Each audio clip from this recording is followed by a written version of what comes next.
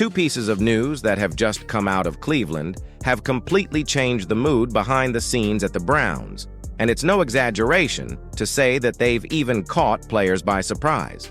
Kevin Stefanski is observing something very specific about one of the most talked about names in the preseason, and this could directly impact the plan for the debut. Meanwhile, a turnaround involving Myles Garrett and the board has brought strong conversations within the locker room and shaken the confidence of the fans. If you're a true Browns fan, leave a like and let's go to the video. All right, here's the scoop coming out of Cleveland, and it's heating up like a training camp scrimmage in July. Kenny Pickett might just have a leg up in the Browns quarterback battle, and not because he's slinging 60-yard bombs like it's nothing. Nope, it's his legs that are stealing the spotlight. According to Mary Kay Cabot from Cleveland.com, Browns head coach Kevin Stefanski is eyeing Pickett's mobility as his superpower in this QB showdown. While Joe Flacco might be the early frontrunner heading into Week 1, backed by both Vegas odds and the Athletic's Zach Jackson, it sounds like Stefanski sees something special in Pickett's ability to move the pocket and create chaos for defenses. Now, let's not forget, Flacco's got some serious credentials. The guy went 4-1 down the stretch last season and dragged Cleveland into the playoffs. Plus, he's the only QB in this four-man race who's actually played under Stefanski. Vegas is leaning his way too, giving him 102 odds to start in the opener against the Bengals. Pickett's sitting at plus 200, with rookies Dillon Gabriel and Shedeur Sanders trailing behind. But there's a twist. Even with Flacco's veteran edge and cannon arm, reportedly the smoothest in the group, the Browns reportedly want Pickett to win this thing. Why? Because he's 27, entering his prime, and brings a completely different dimension to Stefanski's offense.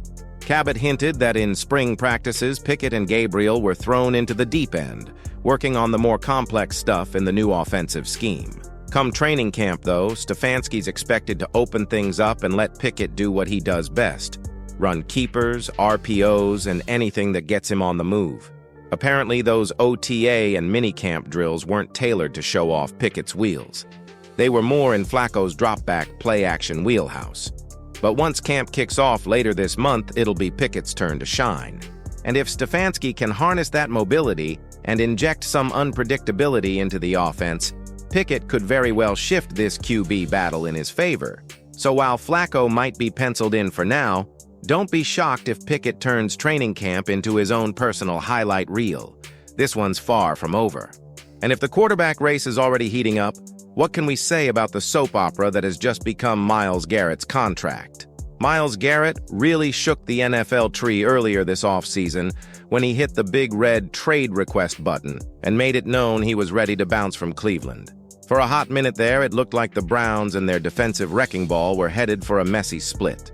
Fans were stunned. Teammates probably side-eyed their phones, and the vibes around Garrett's future were anything but hopeful.